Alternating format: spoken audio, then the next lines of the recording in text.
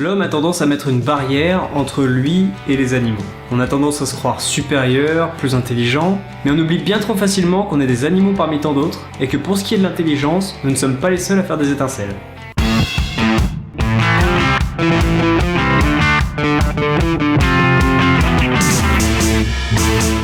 Dans ce qu'on appelle les grands singes, on a le gorille, les orang-outans, les chimpanzés et les bonobos. Ce sont effectivement des grands singes, mais ils sont surtout connus pour être très proches de nous du point de vue de l'évolution des espèces. L'intelligence des grands singes n'est plus à démontrer. Ils peuvent communiquer entre eux, se reconnaître dans un miroir, construire des outils, résoudre des problèmes complexes avec. Ils peuvent travailler seuls ou à plusieurs. Bref, ils savent faire un tas de trucs formidables qui, à nos yeux, les rapprochent un petit peu de nous. Ouais, mais c'est l'homme qui reste le plus intelligent. Et si je vous disais que dans certains domaines, non seulement ces singes sont intelligents, mais qu'en plus il peut leur arriver de nous surpasser?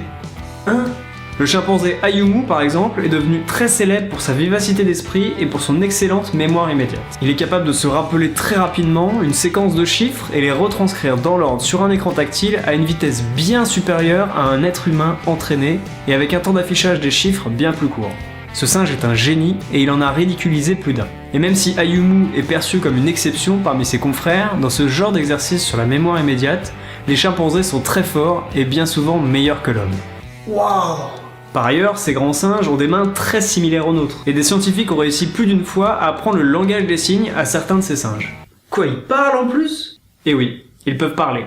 L'exemple de Coco est le plus célèbre. Cette femelle gorille comprend 2000 signes et peut en reproduire 1000. Vous pouvez avoir avec elle une conversation similaire à celle que vous auriez avec un jeune enfant par exemple. C'est l'éthologue Penny Patterson qui s'est chargée de l'éducation de Coco et de plusieurs autres et qui leur a enseigné une version simplifiée du langage des signes. On peut par ailleurs citer Michael, un autre de ces gorilles, qui est le premier mâle à avoir appris le langage des signes et qui grâce à ce nouveau moyen de communication a réussi à évoquer le traumatisme qu'il a vécu lors de sa capture durant son enfance, tandis que sa mère se faisait tuer par des chasseurs devant ses yeux. Ce moyen de communication que ces chercheurs ont réussi à mettre au point avec ces animaux est à la fois formidable et très troublant.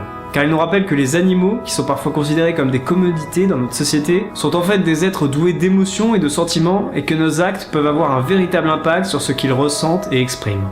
En 2014, Sandra, un orang-outan qui était détenu dans un zoo en Argentine, passait son temps à se cacher du public dans sa cage. Par la suite, une association de défense des animaux a porté l'affaire à la justice et a réussi à faire libérer Sandra de sa cage en la faisant considérer comme étant une personne non humaine et en mettant justement en avant les similarités que les grands singes ont avec nous.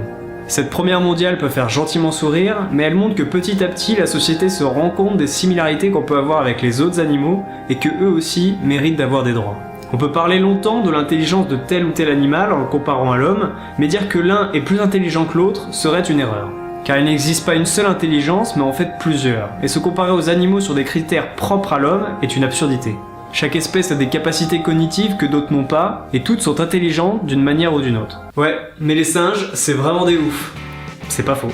Si tu penses être plus intelligent qu'un singe, n'hésite pas à liker et à partager cette vidéo si elle t'a plu, et même à t'abonner, car ce serait bête de rater les prochaines. Et tu peux également me suivre sur les réseaux sociaux pour m'envoyer les photos des singes les plus mignons que t'auras trouvés. Et moi je te dis à bientôt dans une prochaine vidéo.